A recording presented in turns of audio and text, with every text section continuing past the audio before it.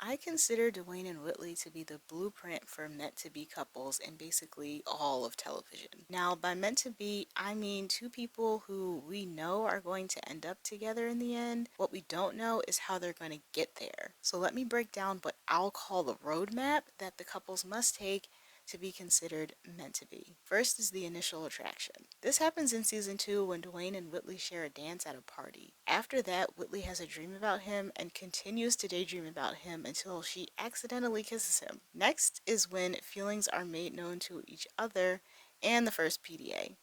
Season 3 is full of this and several tropes, including fake married, road trip, planning a wedding together, her trying to set him up, the just friends kiss to close the door on their feelings. That doesn't really work. The next thing that also starts in season 3 is they each have serious, significant others who they learn from but aren't the ones for them. First up is Julian. He and Whitley didn't work out for several reasons. He always wanted her to be someone else and didn't even think her name suited her. You can tell this was her first serious relationship because she expected him to be a mind reader and to just know stuff about her. He assumed that she didn't know what was good for her and he decided what that was. And the awful icing on the cake was calling her a bougie princess, which may have been true, but the way he went about it was all the way wrong. Then came Kinu, who Dwayne treated like trash because she was just a placeholder because Whitley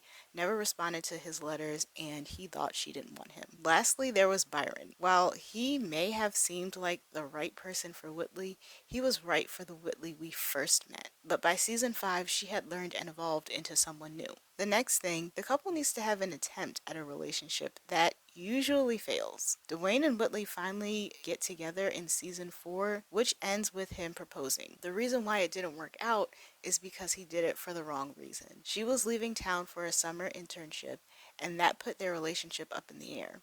He didn't want to lose her, and being engaged is way more final and committed than just being boyfriend and girlfriend. They weren't ready for that step yet, and that's why Dwayne cheated and they broke up. And after all of that, they finally get back together and stay together. With them, it happened in one of the most iconic ways, an interrupted wedding. Will you?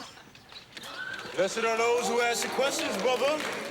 Whitley, I love you, and if you'll have me, I want you to be my wife. What the hell are you doing? Hey, I'm sorry, Byron, I love her. Die! Just die! Let him go, man. Will you have me, Dwayne, as your lawfully wedded husband from this day forth to having a whole and richer for poorer? Baby, please, please. I do! And all that's left is they live happily ever after. Now, I want you to look at your favorite meant to be couple and tell me if they go through any or all of these things.